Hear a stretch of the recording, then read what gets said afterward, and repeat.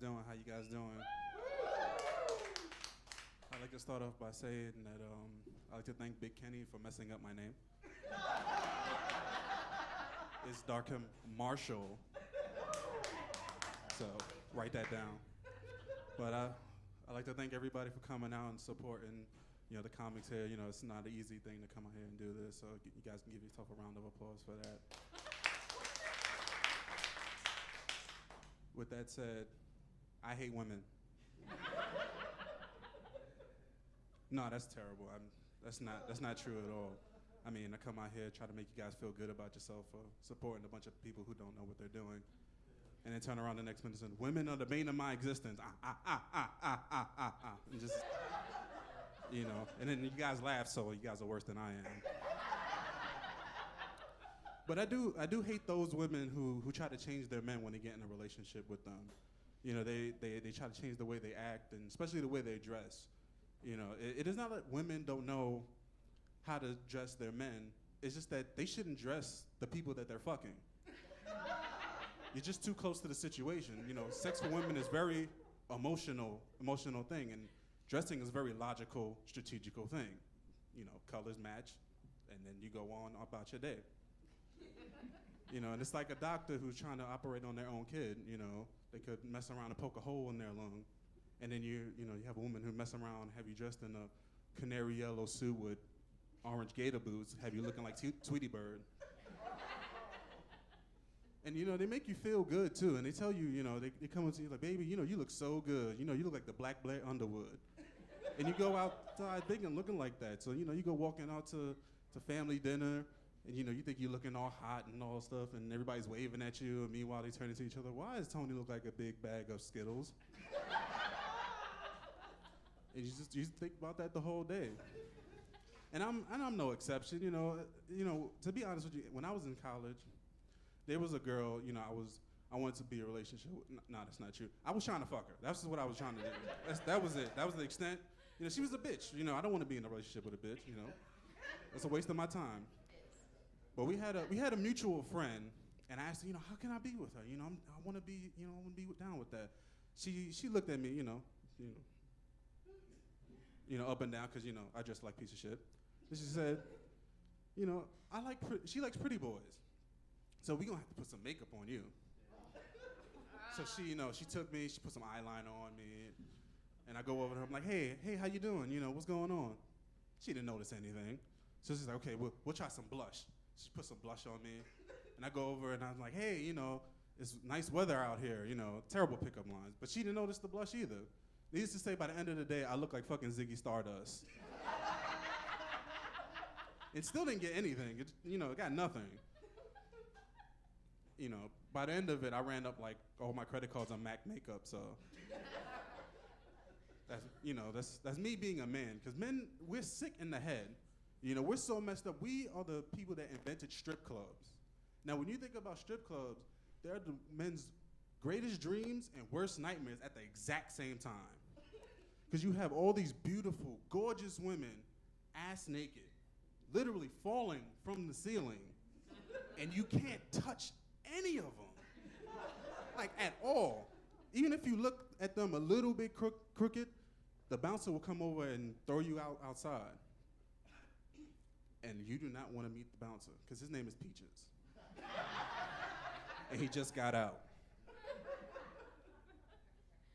And it's crazy. Like, you go to a strip club, spend $500, and then you go to walk out, and then you see, here comes Cinnamon, and you stop.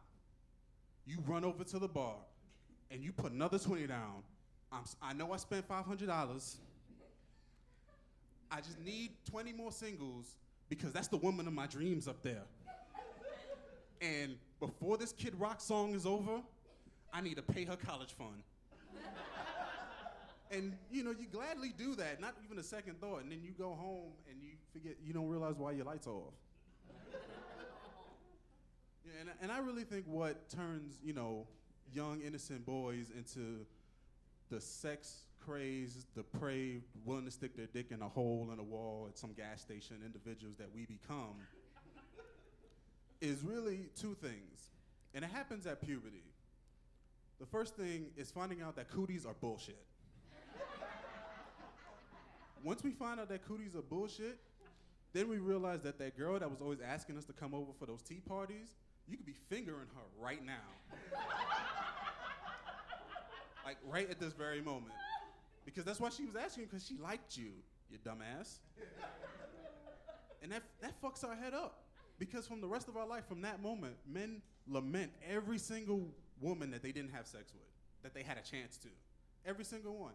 Go to your friend and ask him, what's the chick that you haven't had sex with? It's gonna be a 20-minute story. And he's gonna cry at the end, just to let you know that, so bring some Kleenex. And you know, like when I got out of high school, I heard about a story that these girls in Florida were on the back of the school bus giving hand jobs and blow jobs to the boys back there. And you know, this is you know, you're thinking this is a disturbing story. These are children doing these very adult things in a very public situation. But all I can think of is, why wasn't that my school bus? I mean, I'd have walked into school happy. I don't care what class. It could be math, social studies, science. Yeah, let's do it. Because I just came 20 minutes ago. Who gives a shit? You know, and then, you know, and I told my friend, you know, I saw him a few months after that, and I told him about that story, and which his reply was, yeah, you know, there was a girl at our school who, you know, if you gave her $5, she would, you know, slob your knob. Which I replied by punching him in his selfish fucking face. I mean, you knew about $5 cocksuckers and you didn't tell me? You selfish son of a bitch. Here's a knife. Go cut yourself a slice of throat.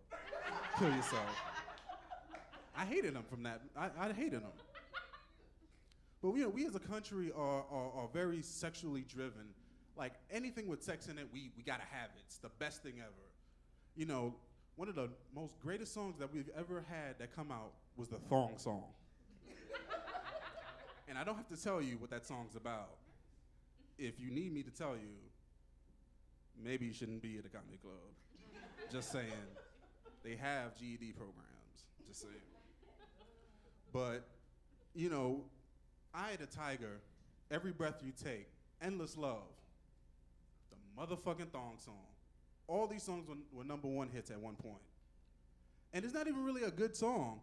You know, it's like she got dumb sucker truck. Guys like what? It's the same thing over and over again, every single time. You know, it's like that the whole song long, and that's why, you know, I think aliens don't come to like a city like Atlanta and take like a whole bunch of people up at the same time, because they'll be so concerned that one of them would be Cisco. And they don't need that shit on their plane. They got to fly a bunch of light years. They don't need somebody dancing around causing havoc on their ship, you know. It'd be like, you know, hey, Carl, come over here and look at this.